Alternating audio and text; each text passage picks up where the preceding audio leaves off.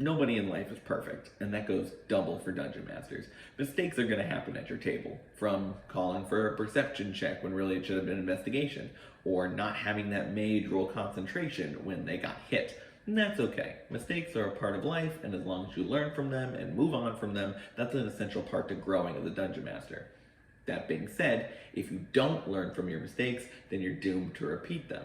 And some mistakes can be a lot more impactful and detrimental to the fun of your players than others. So here is a list of some mistakes that DMs, both new and old, make, and the ways that you can avoid doing them at your table. Without further ado, let's get started.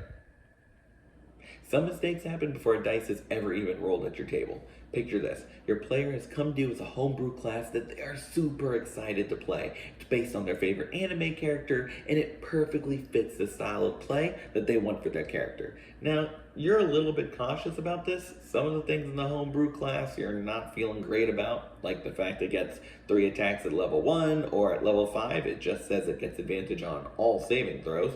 But your player is really excited and you don't want to be unaccommodating, so you let them have it. Allowing your players to use really overpowered and untested homebrew can cause lots and lots of problems at your table. First off, if you're having one player who's outshining all the rest, it can lead to player conflict, as the rest of the people you're playing with start to wonder, well, why didn't I get to have some crazy homebrew class or ability? Why did they get this option and I didn't? Secondly, it can be a nightmare to balance encounters around when you have most of your party that's using official published content, and then that one player is kind of off doing their own thing. Whether they're way too powerful or way weaker than the rest of your party, it's going to lead to lots of problems. I know it can be tempting to dive right into the world of homebrew. There are a lot of really cool classes and abilities out there that people have designed, but when you're first starting out, I would strongly suggest sticking to things that are in the published books before you start to get involved with homebrew, and give yourself some time to get a better understanding of the core mechanics of the game, so that when players do bring you homebrew, you can really take a critical eye to it and know what you should be looking for and what probably isn't going to work at the table. One last note, if your player is looking for something unique or something that's not traditionally offered in the books, you can reflavor anything to look and feel how they want. There's no reason that a crossbow can't be a Wookiee bowcaster from Star Wars, or that your warlock's Eldritch Blast can't really be Bubble Blast to fit their fishy patron. Reflavor things as much as you want, but be very careful before you touch the core mechanics. Let me describe a scenario that a lot of dungeon masters will probably recognize.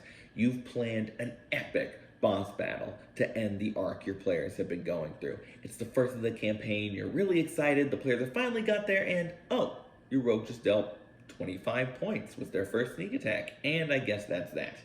It can be really tempting to ban or outright get rid of really strong attacks and abilities and spells that your players have, especially when you're just trying to keep the game fun and challenging for everybody involved. But powering down or nerfing your players' abilities and class features is almost always a mistake and will usually lead to problems and frustration down the line. A lot of things might seem overpowered at first, but in truth, they're not any stronger than what other characters can do. The rogue sneak attack is a good example of this. It might seem really powerful when they deal a lot of damage in one blow, and when you're listening to them roll all those d6s. But when you consider that other classes often get to make more attacks in one turn, and that the rogue can't even get sneak attack all the time because of the conditions that need to be met, it all kind of evens out in the end. Some abilities, like the Druid's Wild Shape, start off really strong, but as the levels go up, they start to taper off, and sometimes even get outclassed by what other characters can do.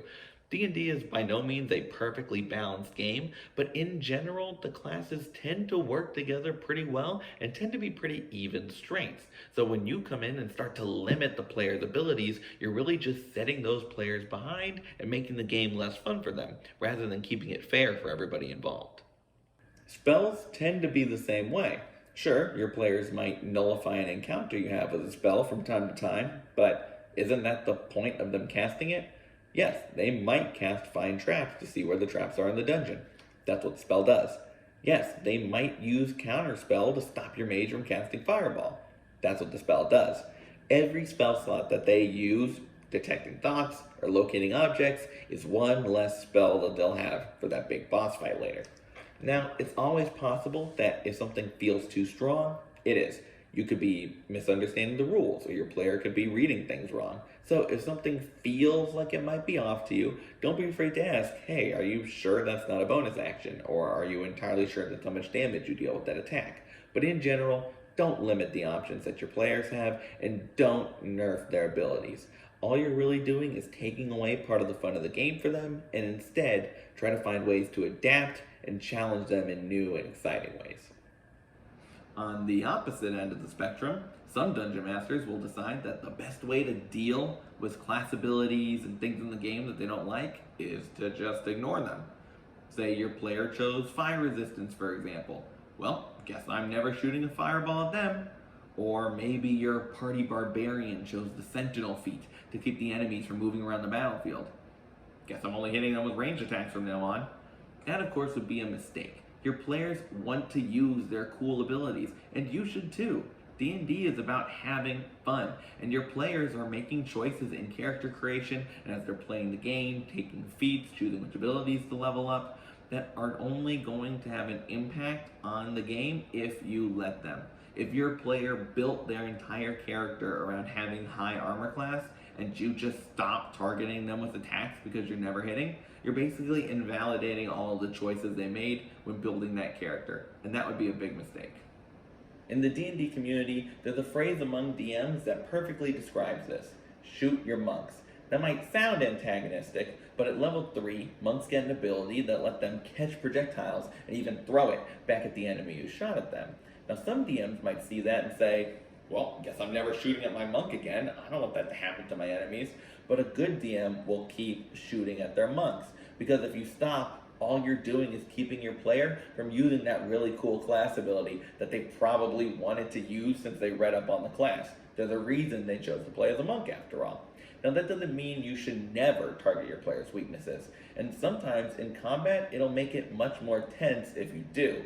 But you should also target their strengths and give them times to shine. And in fact, you can even target some players' strengths and some players' weaknesses in the same combat, so that different players have a time to shine throughout the combats throughout your campaign. But as a general rule of thumb, just keep in mind you should shoot your monks. One of the best parts about being a dungeon master is filling your world with the cool and quirky characters that your players are going to get to meet. And when inevitably not all those characters are friendly and it's time for your players to throw down with them, it can be really tempting to give those NPCs player stats. Why can't that witch be a sorcerer? Or why couldn't the evil general also be a fighter? In truth, D&D isn't really balanced around having players fight players. So when you give your NPCs player stats, that fight might be super unbalanced. That could be a much weaker enemy than you anticipate, or a much stronger one. It's also going to be really time consuming, both in-game and out of game. Notice that a lot of the time your players' turns in combat take a lot longer than your monsters do. NPC stat blocks have been simplified to make them super easy to run. And if instead you're trying to juggle character sheets with feats and class abilities, it might bog down combat quite a bit. Outside of the game, it also takes more time to fire up D&D Beyond and start putting together a character sheet than it just to just grab a stat block that already exists. Using player stats for your NPCs is almost always a mistake. It's one thing to have 1 or 2 important characters that you give a fully fleshed out character sheet, but in general, you should just be using the stat blocks that are in the Monster Manual or Monsters of the Multiverse. There's almost always a stat block that's already been written, already been made, that fits whatever mage, archer, or warlord that you're trying to go for. So save yourself some time and just use the stat blocks. From attack rolls to damage to saving throws, playing D&D involves rolling a lot of dice. But it can be tricky, especially outside of combat, to know exactly when dice need to be rolled. And sometimes DMs can lean too far in either direction. Roll the dice too many times, even for really simple tasks, and it can feel like your players have a 5% chance of failing at anything they do. But if you don't roll enough dice, then it starts to feel like the dice don't really matter, that the things that your players chose to specialize in aren't really important, and it's just the DM deciding whatever happens to work at the time. So learning to strike that balance between when and when not to roll is essential for running really good D&D sessions. And when DMs don't strike that balance, when they roll too many or too few times, that can end up being a big mistake. As a general rule of thumb, anytime the outcome of something is up in the air, when it's reasonable that that character could succeed or fail, that's when the dice should come into play. Opening up a door is not really something that that player could reasonably fail. If I can do it in real life, their paladin probably can too.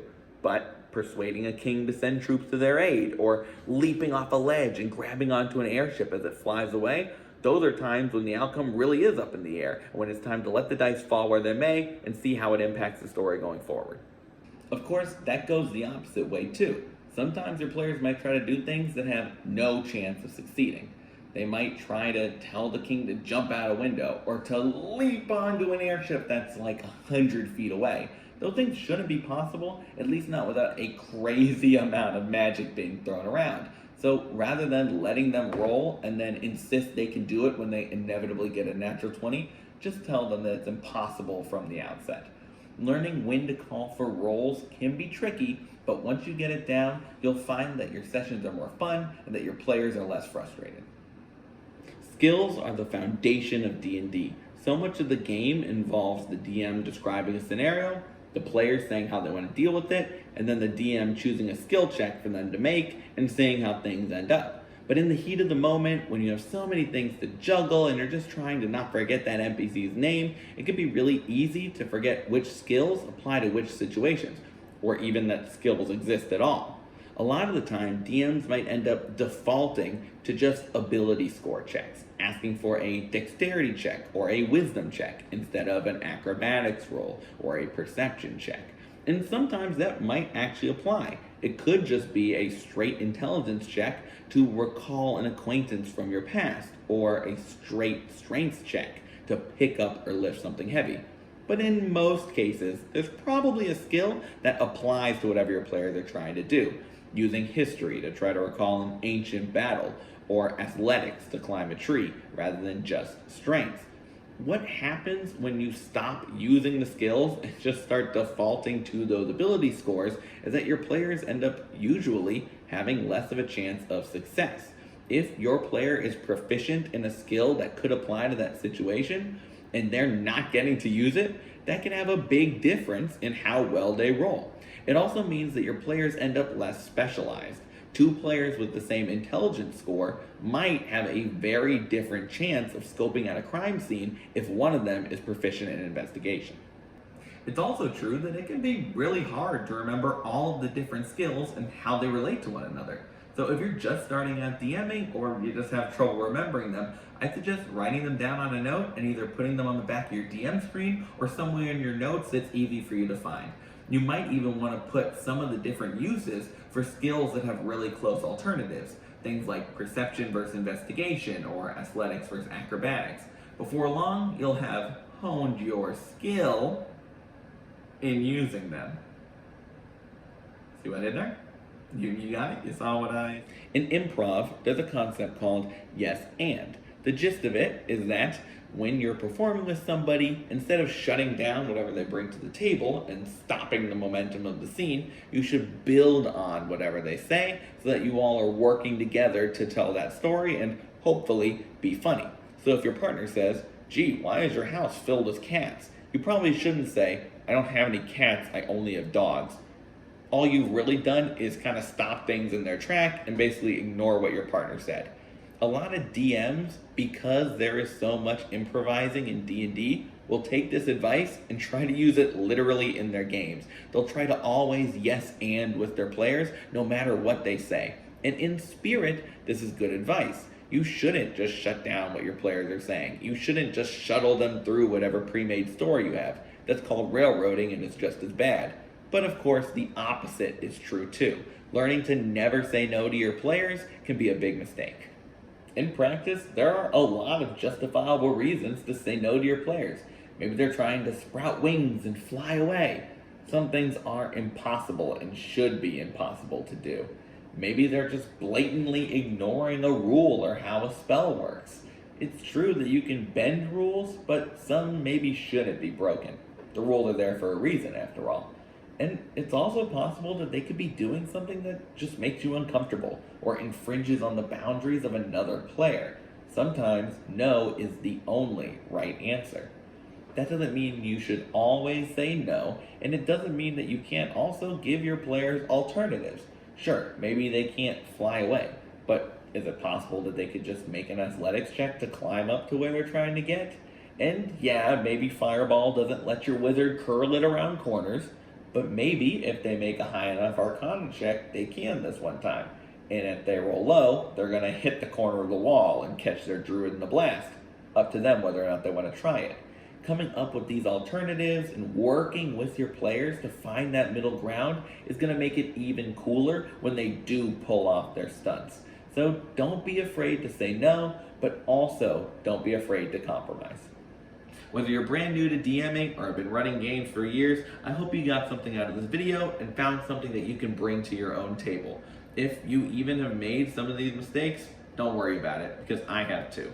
DMing is all about learning and growing, and as long as you're trying to do better and always doing your best, you're just going to get better every time you sit down at the table. If you did enjoy this video, I hope you will consider leaving a like and maybe even subscribing to the Bard's College. I make content about DMing and D&D, so if you liked what you saw, consider sticking around. But for now, good luck, and remember, crit your players.